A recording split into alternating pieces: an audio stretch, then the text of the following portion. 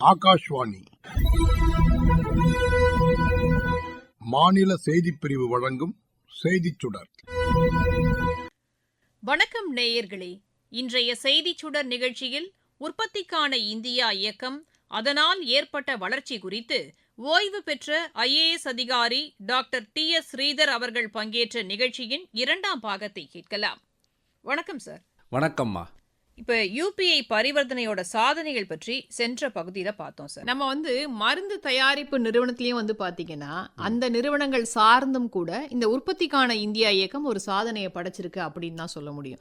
ஏன் அப்படின்னா, ஒரு கோவிட் மாதிரி ஒரு நெருக்கடியான காலகட்டத்தில் நமக்கான தடுப்பு மருந்துகளை நாமே தயாரித்து கொண்டது ஒரு சாதனை அப்படின்னா, அந்த மருந்துகளை நிறைய நாடுகளுக்கு இலவசமாக கொடுத்தும் நம்ம சாதனை படைச்சிருக்கோம். அப்போ எந்த அளவுக்கு நம்ம அந்த உற்பத்திக்கான இந்தியா இயக்கம் அப்படின்றத விரிவுபடுத்தி இருந்தோம்னா இப்படி தாராளமா இன்னொரு நாடுகளுக்கு வழங்குறதுக்கு நம்மளால முடிஞ்சிருக்கும் சார். அது எப்படின்னா, மேக் இன் இண்டியாங்கிறது இப்போ phase 1 phase 2 என்று சொல்கிறாங்க.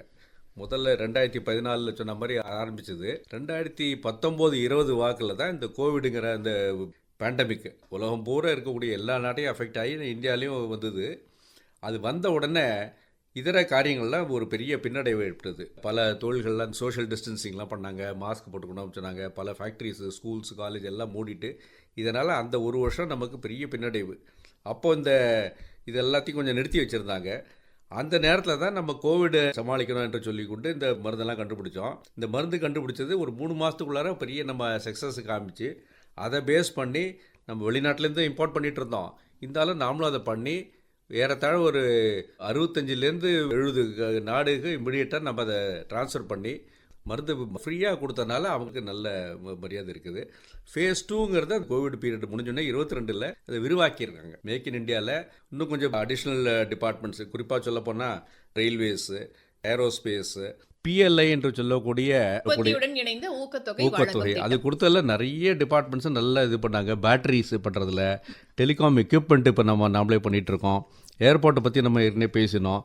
அது தவிர ஆத்ம நிர்பர் என்று சொல்லக்கூடிய அப்புறம் கதி சக்தி ஸ்டார்ட் அப் என்று சொல்லக்கூடியது. இப்போ ஸ்டார்ட் அப் சினாரியோவில் பார்த்தீங்கன்னா, இன்னி தேதியில் பார்த்தீங்கன்னா ஸ்டார்ட் அப்பில் நம்ம பெரிய வெற்றி அடைஞ்சிருக்கோம். உலகத்தில் இப்போ 2வது இடத்துல இருக்கோம். நிச்சயமா சார். நீங்கள் ஸ்டார்ட் அப்னு சொல்லும் போது இன்னொரு விஷயத்தை கேட்க தோணுது. என்ன அப்படின்னா, இதில் சாதனை படைத்திருக்கிறோம். அதற்கு காரணமாக என்ன இருந்திருக்கும் அப்படின்னா, நம்ம கொடுத்த கல்வி ஒரு புறம், இன்னொன்று திறன் பயிற்சி ஒரு புறம். அப்போ இது இரண்டும் சேர்ந்து புதிய கண்டுபிடிப்புகளை ஊக்குவிச்சிருக்கு. அப்போ நிறைய கேட்ஜெட்ஸை இங்கேயே தயாரிக்கக்கூடிய ஒரு ஆற்றல் அப்படின்றது நம்ம நாட்டோட இளையோருக்கு வந்திருக்கு அப்படின்னு தான் சொல்ல முடியும்.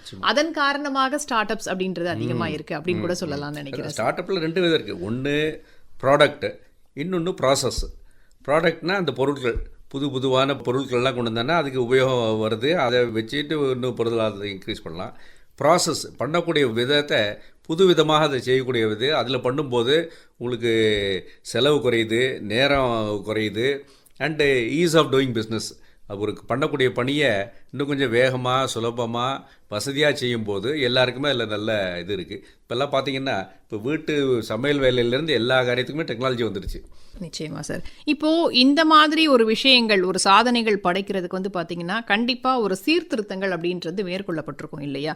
என்ன மாதிரியான சீர்திருத்தங்கள் மேற்கொள்ளப்பட்டது சார்? ஏன்னா இப்போ நீங்கள் இந்த PLI ஸ்கீம் சொன்னீங்க, அதுவே ஒரு வகையான சீர்திருத்தம் தானே. முதல்ல அவங்க என்ன செஞ்சாங்கன்னா, நம்ம பிஸ்னஸ் ஏன் வளராமல் இருக்குது, இவ்வளோ நமக்கு திறமை இருக்குது, இவ்வளோ படிப்பறிவு இருக்குது, நம்ம மக்கள் இவ்வளோ பாடுபடுறாங்க, அப்படி இருந்தும் ஏன் வளரலன்னு பார்த்தா, IPC, evidence act, CRPC, transfer of property act, இப்படி எந்த ஆக்ட் எடுத்திங்கனாலும் 1894, 1892 லேண்ட் அக்விசிஷன் ஆக்ட். ஒரு ப்ராஜெக்ட் ஆரம்பிக்கணும்னா நிலம் வேணும், நிலத்தை கையகப்படுத்தணும்னா அந்த ஆக்டை பார்த்தீங்கன்னா 1896 இருக்குது. இப்படி எல்லாம் ஒன்று பழைய பீரியடில் இருக்கும்போது அது ப்ரொசீஜர்லாம் ரொம்ப டிலேடு. ஒன்றுத்துக்கு நோட்டீஸ் கொடுத்து 15 நாள் வெயிட் பண்ணோம். இப்படி ஒன்று பண்ணும்போது ஒரு காரியத்தை 3 மாதத்தில் முடிக்க வேண்டிய காரியம் 3 வருஷம் ஆகுது. எதெல்லாம் பழைய ஆக்ட்ஸ் இருக்கோ அதெல்லாம் நம்ம ரிமூவ் பண்ணோம்னு சொல்லி லிஸ்ட்டு போட்டதில்ல. ஏறத்தாழ நீங்கள் ஆச்சரியப்படுவீங்க, 350 500 ஆக்ட் வரலையும் பழைய ஆக்ட்ஸ் எல்லாம் எடுத்து அதெல்லாம் ரிமூவ் பண்ணிவிட்டு, அதே மாதிரி நிறைய ஆக்ட்ஸுகளில் சீர்திருத்தம் கொடுத்துருக்காங்க. என்னென்ன ப்ரொசீஜர்ஸ் இருக்கோ ப்ரொசீஜர்ஸ்லாம் சிம்பிளிஃபை பண்ணி, இப்போ நீங்கள் கோர்ட்டுக்கெலாம் அப்பியர் ஆனோன்னா ஆன்லைன்லேயே அப்பியர் ஆகலாம்.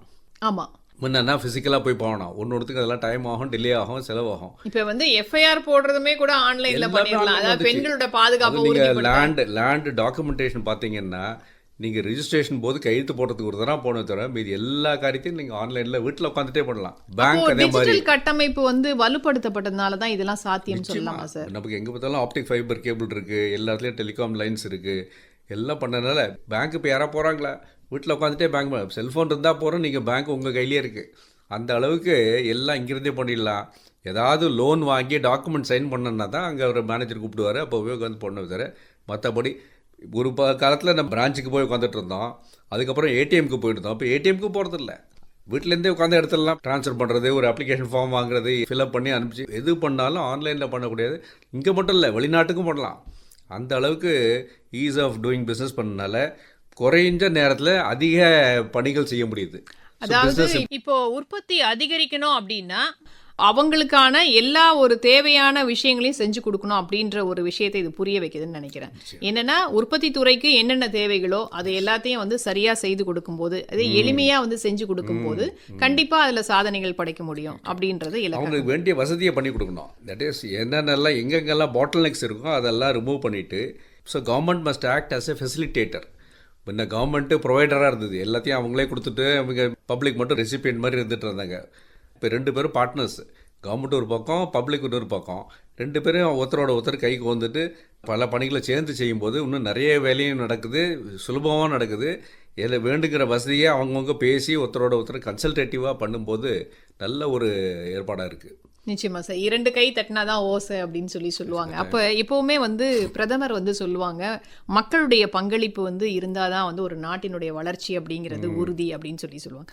அதை வந்து இது உணர்த்துது அப்படின்னு நான் புரிஞ்சுக்கலாம்னு நினைக்கிறேன். இப்போ வளர்ச்சியை வந்து அதிகரிக்கணும் அப்படின்றதும் இந்த உற்பத்திக்கான இந்தியா இயக்கத்தோட முக்கியமான நோக்கம். வளர்ச்சி அப்படின்றது கடந்த இந்த 10 வருடங்கள்ல வந்து பாத்தீங்கன்னா அதிகரிச்சிருக்கு அப்படின்னு தான் சொல்ல முடியும். அதை பத்தி உங்களுடைய கருத்து என்ன சார்? அதான் அவர் பிஎம் பற்றி சொல்லும்போது அவருடைய ஃபேவரட் சேயிங்ஸ் ஒன்று, ரிஃபார்ம், பர்ஃபார்ம், டிரான்ஸ்ஃபார்ம் அப்படின்னு சொல்லுவார். அதாவது நீங்கள் இருக்கக்கூடிய சிஸ்டத்தை நீங்கள் மாற்றணும்னு சொன்னீங்கன்னா நீங்கள் முதல்ல அதுக்கு வேண்டிய பணிகளை செய்யணும், அதை செயல்படுத்தும் போது அதில் வரக்கூடிய புதுமைகள் எல்லாம் உள்படுத்தணும், அது வழியாக மாறுதலை ஏற்படுத்தணும். அது மாறுதல் நமக்கு வரும், சொசைட்டிக்கு வரும்போது எல்லாருமா சேர்ந்து அதை பண்ணலாம் அப்படிங்கிறது நல்ல இதில் பட்டுறோம். உற்பத்தி துறையை இப்போ நம்ம வலுவான ஒரு துறையாக மாற்றணுங்கிறதுக்கு நமக்கு ஒரு டார்கெட் வச்சுருக்கோம். கிட்டத்தட்ட இப்போ நான் ஏற்கனவே சொன்ன மாதிரி 15-16% தான் உற்பத்தியிலேருந்து நமக்கு ஜிடிபிக்கு வருது. அதை 25% ஏற்றணுங்கிறத ஒரு இலக்காக வச்சுருக்கோம். அதில் ஓரளவுக்கு சக்ஸஸ் வந்திருக்கு. ஆனால் அதை நோக்கி நம்ம போயிட்டுருக்கோம். இந்த இடையில இந்த 2 வருஷம் அந்த கொரோனா வந்ததுனால ஒரு செட்பேக் வந்துடுச்சு. ஆனால் சர்வீசஸ் செக்டரில் பார்த்தீங்கன்னா நல்ல முன்னேற்றம் இருக்கிறது. விவசாயத்துலேயும் அதே மாதிரி நம்ம விவசாயத்தில் ஃபுல்லாக கம்ப்ளீட்டாக மில்க் ப்ரொடக்ஷன் நம்ம வேர்ல்டில் நம்பர் 1. ஃப்ரூட்ஸ் அண்ட் வெஜிடபிள்ஸில் அதே மாதிரி தான். பல ஐட்டம்ஸில் பார்த்தீங்கன்னா நமக்கு விவசாயத்தில் நம்ம இத்தனைக்கும் நமக்கு தண்ணி கொஞ்சம் பற்றாக்குறை பல ஊர்களில் இருந்தால் கூட டெக்னாலஜியை யூஸ் பண்ணி நம்ம ப்ரொடக்டிவிட்டி இன்க்ரீஸ் பண்ணிட்டோம். இப்போ அதாவது தமிழ்நாட்டில் பார்த்தீங்கன்னா நமக்கு ரைஸ் ப்ரொடக்ஷன்லாம் எஸ்ஆர்ஐ போன்ற புது டெக்னிக்ஸ்லாம் யூஸ் பண்ணதில்ல, மேக்ஸிமம் ப்ரொடக்டிவிட்டி வந்திருக்கு. குறைவான ஏக்கரேஜில் நிறைய ஈல்டு வருது. அதனால் நம்மளுடைய ஜனத்தொகை ஏறினா கூட நமக்கு அதனோட பிரச்சனை இல்லை. இப்போ பார்த்தீங்கன்னா இங்கே பார்த்தாலும் குடோன்லாம் ரொம்ப வழியுது. அந்த அளவுக்கு நிறைய உற்பத்தி கூடியிருக்குன்னு காட்டினா இதெல்லாம் டெக்னாலஜி அண்டு மேக் இன் இண்டியாவில் வரக்கூடிய பல பணிகள் செஞ்சதுனால தான் வந்திருக்கு. டிராக்டர்ஸ் எல்லாம் ஃபார்மர்ஸ்லாம் இப்போ டிராக்டர்ஸ் தான், இப்போ லேபர்லாம் அதிகமாக யூஸ் பண்ணுறதில்ல, எல்லாம் டிராக்டர் தான் வச்சு பண்ணுறாங்க, ஹார்வெஸ்டர் வச்சுருக்காங்க, எல்லா புது டெக்னிக்ஸு. அப்புறம் தண்ணீரை சொன்னாக்க ட்ரிப் இரிகேஷன், சொட்டு நீர் பாசனம், இதெல்லாம் ரொம்ப எல்லா மக்களுக்கும் தெரிஞ்சிச்சு. அதனால் குறைவான தண்ணியில் அதிக உற்பத்தி பண்ணக்கூடிய மோர் கிராப் பர் ட்ராப் என்று சொல்லுவார்கள், அந்த விதத்தில் நல்லா அது செய்கிறாங்க. நிச்சயமா சார். இப்போ இன்னொரு விஷயமும் வந்து விவசாயிகளுக்கு வந்து உதவியா இருக்கு அப்படின்னு சொல்லலாம். அது என்ன அப்படின்னா பிரதமருடைய சூரிய மின்சக்தி திட்டம் விவசாயிகளுக்கு வந்து பாசனத்துக்கு தேவையான மின்சாரத்தை வழங்குறதுல ஒரு முக்கிய பங்கு வகிக்குது. ஏன்னா அதற்கான மானியங்களும் கூட வழங்கப்படுது. அந்த விஷயங்களையும் நம்ம பார்க்கிறோம். இது வந்து இன்னும் வந்து அதிகப்படுத்தியிருக்கு. அப்படி வந்து அந்த சூரிய சக்தி கட்டமைப்புகள் வைக்கும் போது பாத்தீங்கன்னா அது சார்ந்த தொழிலும் கூட வந்து வளர்ச்சி பெறுது அப்படின்னு சொல்லலாம் இல்லையா சார்? ஏன்னா பருவநிலை மாற்றம் அப்படின்றது இப்போ ஏற்பட்டு இருக்கிறத எல்லா நாடுகளும் ஃபேஸ் பண்றோம். அப்படி இருக்கும்போது நம்ம அதற்கு எதிரான நடவடிக்கைகளை நம்ம வந்து தொடங்கி நம்ம வந்து செஞ்சுக்கிட்டு தான் இருக்கும். அதை வந்து எப்படிலாம் வந்து கட்டுப்படுத்துறது அப்படின்றது அதனுடைய ஒரு பகுதியாக தான் வந்து இந்த மரபுசாரா எரிசக்தி அப்படின்ற விஷயத்துல நம்ம கான்சென்ட்ரேட் பண்றோம், ரினியூவபிள் எனர்ஜி அப்படின்றதுல. அப்போ இந்த சூரிய சக்தி கட்டமைப்புகள் உருவாக்கும் போது வந்து பாத்தீங்கன்னா ரினியூவபிள் எனர்ஜி அப்படின்ற விஷயத்துல அதையும் வந்து நம்ம தன்னிறைவு அப்படின்ற பாதையில போயிட்டு இருக்கோம்னு சொல்லலாமா? நிச்சயமா. இப்போ சூரிய சக்தியை நம்ம நிறைய யூஸ் பண்ணோங்கிறது நமக்கு ஒரு இயற்கை நமக்கு கொடுத்த ஒரு வரப்பிரசாதம். வருஷத்தில் ஒரு 10 மாதம் நமக்கு நல்ல சூரிய ஒளி நாடு பூரா எல்லா இடத்துலையும் கிடைக்குது. Solar batteries, solar power cells, photovoltaic cells எல்லாம் வச்சு பண்ணும்போது நிறைய இப்போ எலக்ட்ரிசிட்டி முன்னெல்லாம் coal based thermal power stations இருந்தது. அதனால் பொல்யூஷன் அதிகமாகும், அதுக்கு செலவும் அதிகம். அது ஒரு கோல் பீகார் அந்த பக்கத்தில் தான் இருக்கும். அதை நாடு பூரா அங்கெல்லாம் டிரான்ஸ்போர்ட் பண்ணோம், ட்ராவல் எக்ஸ்பென்சஸ், மற்றபடி ஸ்டோரேஜ் இதர பிரச்சனைலாம் இருந்தது. இப்போ படிப்படியாக நாம் ரெனியூபிள் எனர்ஜிக்கு வந்துட்டோம். சோலார் நல்லா பண்ணிகிட்ருக்கோம். விண்ட் எனர்ஜி அதே மாதிரி இப்போ தமிழ்நாட்டில் பார்த்தீங்கன்னா விண்ட் எனர்ஜியில் ஒரு காலத்தில் குஜராத் நம்பர் 1, நம்ம 2வது பொசிஷனில் இருந்தோம். இப்போ தமிழ்நாடு நம்பர் 1க்கு வந்திருக்கு. அப்படி ஒரு இடத்துலையும் எங்கெங்கெல்லாம் ஆப்பர்ச்சுனிட்டிஸ் இருக்கோ அதெல்லாம் ஃபுல்லாக எக்ஸ்ப்ளாய்ட் பண்ணக்கூடிய அளவுக்கு நமக்கு நல்ல திறமை இருக்கிறது. அதை செஞ்சுட்டு வரோம். இப்போது இந்த இன்டர்நேஷ்னல் சோலார் அலையன்ஸுன்னு ஆரம்பித்தாங்க. விஎம்ஓ ஃப்ரான்ஸில் அவங்களாம் சேர்ந்து தான் பண்ணியிருக்காங்க. உலக நாட்டில் எல்லாருமே சேர்ந்துட்டு கன்வென்ஷனலாக எலக்ட்ரிசிட்டி ப்ரொடியூஸ் பண்ணுறதை குறைச்சிக்கிட்டு இதை மாதிரி நேச்சுரல் ரிசோர்ஸஸில் வாட்டர், விண்டு, சோலார் இதை பயன்படுத்தி பண்ணும்போது இது ரினியூவலாகவும் இருக்குது, மேலே மேலே திரும்ப கிடைக்கும், பொல்யூஷனே இருக்காது, எந்த விதமான பொல்யூஷன் இல்லைங்கிற போது நமக்கு ஒரு டபுள் அட்வான்டேஜ். அண்ட் உற்பத்தி எப்போ வேணுனாலும் நம்ம மேலே உயர்த்திக்கலாம், குறைச்சிக்கலாம், தேவைக்கு ஏற்ப நம்ம மக்களுடைய இதை போடலாம். இதனால் ஜனத்தொகை அதிகம் இருந்தாலும் அவங்களுடைய இதை பூர்த்தி செய்ய முடியும். அண்டு ரிமோட் ஏரியாஸில் கூட நம்ம ஏதாவது சர்வ் பண்ண முடியும்.